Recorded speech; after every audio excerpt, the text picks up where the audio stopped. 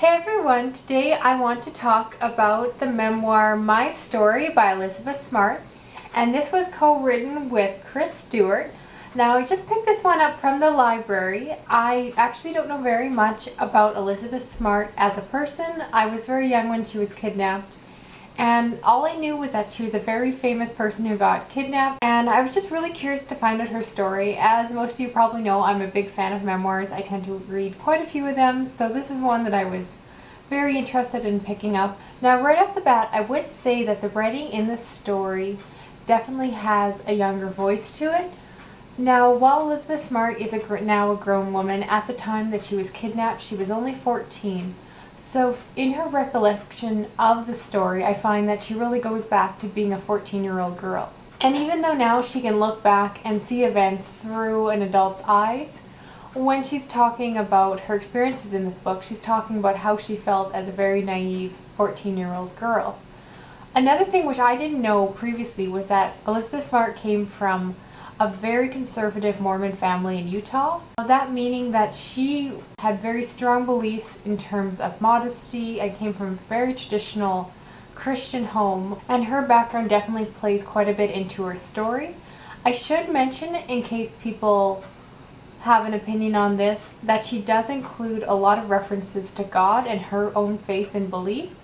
Now I know if someone is perhaps atheist, they may be not as comfortable reading this in a book just because she is very open about her faith. It's very interesting to see how she views all of the events that happened to her and how she can keep her faith in God through all of this, and through a situation where a lot of people would lose their faith. Again, if you're not a person of faith, parts of this book could be off-putting to you, but it is her story, so for her it's very important to talk about that aspect within it.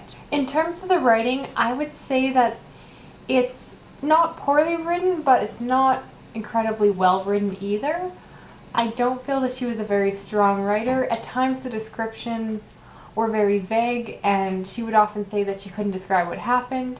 Now while reading this one, I couldn't help but compare it to A House in the Sky by Amanda Lindhout. Now, as most of you know, that was a book that I read in the last few months that was about a journalist who got kidnapped in Somalia, and I couldn't help but compare it to this one just because it was a similar case of a woman being abducted and held captive essentially, and I must say the writing in that one is much stronger.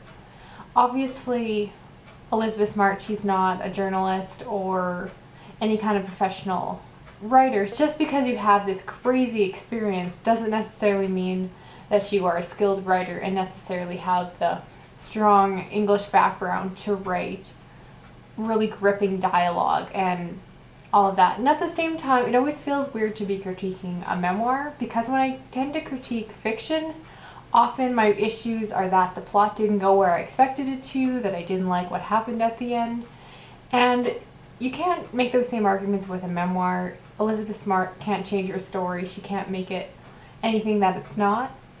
However, it's hard not to talk about that at the same time. One thing I found is that a lot of what happened to her was somewhat monotonous. When you're kidnapped and hiding from the police for long periods of time out in the mountains, not a lot happens sometimes, and unfortunately some of the same events just happened over and over again.